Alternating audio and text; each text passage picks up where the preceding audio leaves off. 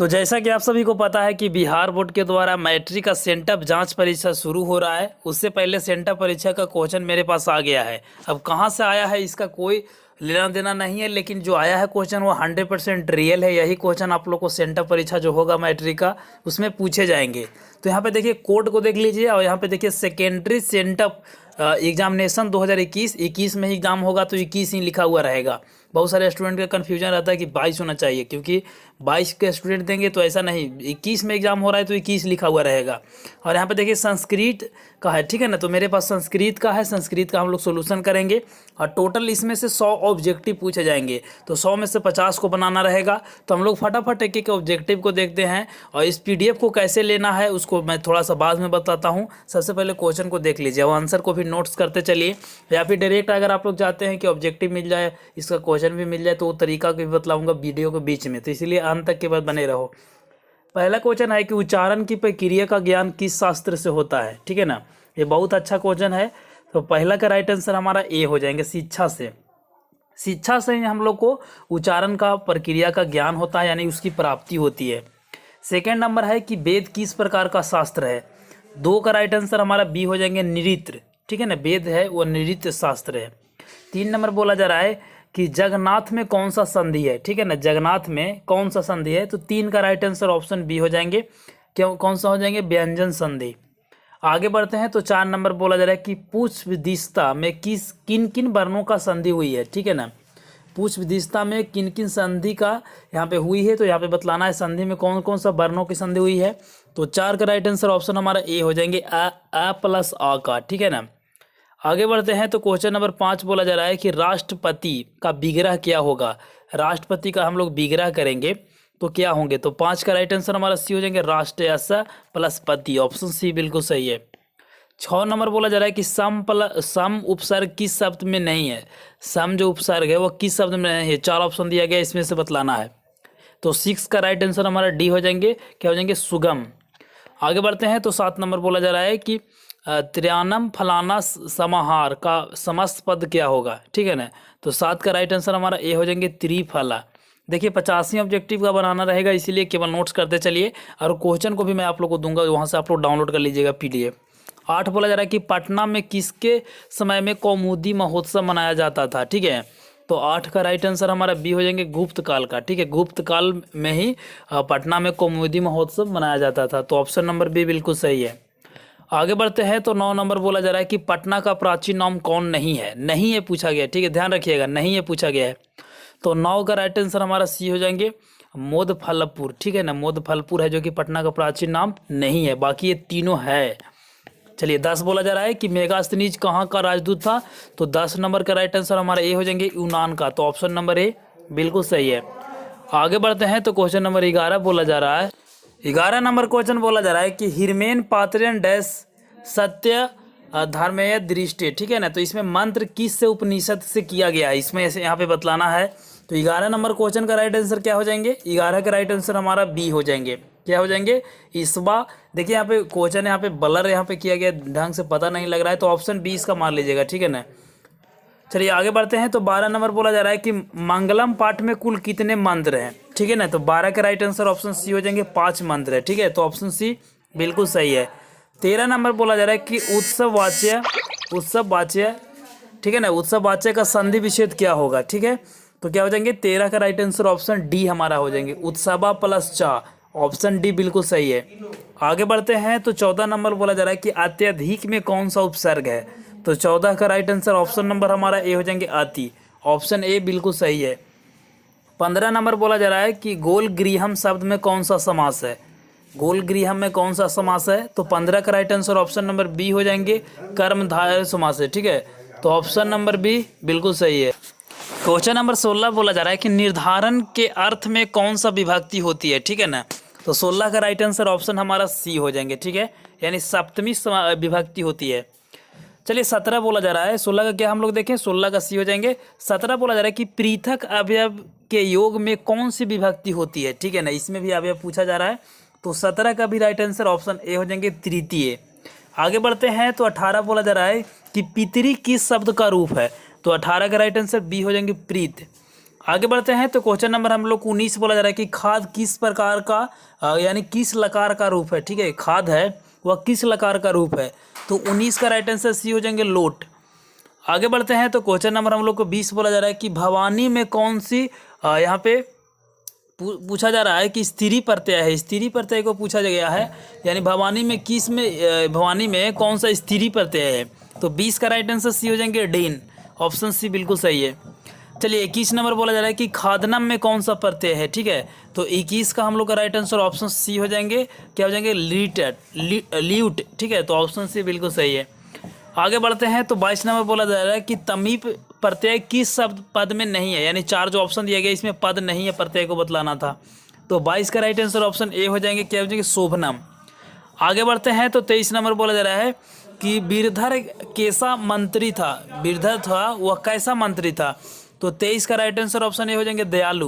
देखिए क्वेश्चन थोड़ा थोड़ा ब्लर है, क्लियर नहीं है, इसलिए पढ़ने में प्रॉब्लम हो रहा है क्योंकि ढंग से दिखाई नहीं दे रहा है। क्वेश्चन नंबर 24 बोला जा रहा है कि आलसशाला में आग क्यों लगाई गई थी। ठीक है, तो आप सभी को पता होगा कि आलसशाला में आग इसलिए लगाया गया था कि इसमें से चारों में से आलसियों को चिन्हित करना था। तो ऑप्शन नंबर ए बिल्कुल सही है। तो आगे बढ़ते हैं क्वेश्चन नंबर हम लोग 25 पे। तो बोला जा रहा है कि संस्कृत साहित्य कैसा है। जो संस्कृत है वह कैसा साहित्य है। तो 25 का राइट आंसर ऑप्शन नंबर हमारा बी हो जाएंगे, क्या हो जाएंगे विपुल। आगे बढ़ते हैं तो क्वेश्चन नंबर 26 बोला जा रहा है कि बरदा विलंबा पैनम किन की रचना है। तो 26 का राइट आंसर ऑप्शन नंबर हमारा हो जाएंगे डी, क्या हो जाएंगे तिरुम लांबा। ऑप्शन नंबर डी बिल्कुल सही है। 27 बोला जा रहा है कि ज्ञानती देवा किल डैश पुरुषा सुत वार्ता। तो 27 का राइट आंसर ऑप्शन नंबर हमारा ए हो जाएंगे विष्णु पुराणम से या पुराना संकलित किया गया है। चलिए 28 बोला जा रहा है कि भारतीय धारा कैसी है। जो भारत की जो धारा है वह कैसी है। तो ये हो जाएंगे विशाल है। ठीक है ना, विशाल है। तो ऑप्शन नंबर ए बी बिल्कुल सही है। वाल प्लस टॉप में कौन सा पद है। ठीक है ना, तो 29 का राइट आंसर हमारा सी हो जाएंगे वाला प्रत्यय है। 30 बोला जा रहा है कि नाम प्लस धातु को लीट लकार का रूप क्या होगा। तो 30 का राइट आंसर हमारा डी हो जाएंगे, क्या हो जाएंगे निर्यास्ती। आगे बढ़ते हैं तो 31 नंबर बोला जा रहा है कि किस शब्द में अनीय प्रत्यय है। अनीय प्रत्यय को बतलाना था। तो 31 नंबर का राइट आंसर सी हो जाएंगे दर्शनीय। आगे बढ़ते हैं तो 32 नंबर बोला जा रहा है कि मनुस्तवा में कौन सा दधित प्रत्यय है। ठीक है ना, तो 32 का राइट आंसर ऑप्शन नंबर हमारा ए हो जाएंगे त्वा प्रत्यय है। आगे बढ़ते हैं तो 33 बोला जा रहा है कि त्रिल प्रत्यय किस अवयव में नहीं है। किस अवयव में नहीं है। तो 33 का राइट आंसर ऑप्शन सी हो जाएंगे कुत। ऑप्शन सी बिल्कुल सही है। 34 नंबर बोला जा रहा है कि जन्म पूर्व संस्कार क्यों किया जाता है। क्यों किया जाता है। तो 34 का राइट आंसर ऑप्शन नंबर हमारा डी हो जाएंगे इन सभी के लिए। ठीक है ना, यानी गर्भ रक्षा के लिए, गर्भ से समकोरण के लिए, गर्भवती प्रशंसा के लिए, ये सभी चीज़ के लिए। तो ऑप्शन नंबर डी बिल्कुल सही है। 35 नंबर बोला जा रहा है कि गुरु के घर में गृहस्थ जीवन का प्रवेश किस संस्कार के द्वारा होता है। तो 35 का राइट आंसर बी हो जाएंगे समावर्तन। ठीक है, तो ऑप्शन नंबर बी बिल्कुल सही है। 36 बोला जा रहा है कि लाजा होम कर्मकांड किस संस्कार में होना है। ठीक है ना, होता है या फिर होना है। तो 36 का right answer option number C हो जाएंगे, क्या हो जाएंगे अप्रसानम। ऑप्शन नंबर सी बिल्कुल सही है। क्वेश्चन नंबर 37 बोला जा रहा है कि किसका व्याकरण प्रसिद्ध है। किसका व्याकरण है वो प्रसिद्ध है। तो 37 नंबर का राइट आंसर ऑप्शन नंबर हमारा क्या हो जाएंगे 37 नंबर का राइट आंसर बतलाइए फटाफट। बहुत सारे स्टूडेंट बतला रहे हैं। ठीक है, बहुत अच्छी बात है। चलिए 38 नंबर को देखते हैं। 37 को आप लोग कमेंट करके बतलाइएगा, बहुत इजी क्वेश्चन है। 38 बोला जा रहा है कि कृषि विज्ञान में परिवर्तन अध्याय कौन सी है। देखिए इसमें क्वेश्चन है जो बहुत ज़्यादा ब्लर है, इसलिए पढ़ने में प्रॉब्लम हो रही है। 38 का राइट आंसर डी हो जाएगा। ठीक है ना, क्या हो जाएंगे प्रशासन प्रत्यय है।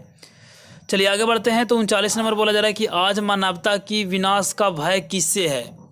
जो मानवता को जो यहाँ पे विनाश का जो भय है वो किससे है। तो 39 नंबर का ए हो जाएंगे, क्या हो जाएंगे जो भी ऑप्शन में है देख लीजिएगा। वैसे सारा ऑप्शन और ऑब्जेक्टिव को कैसे डाउनलोड करना है इसके बारे में भी थोड़ा सा हम देरी में चर्चा करेंगे।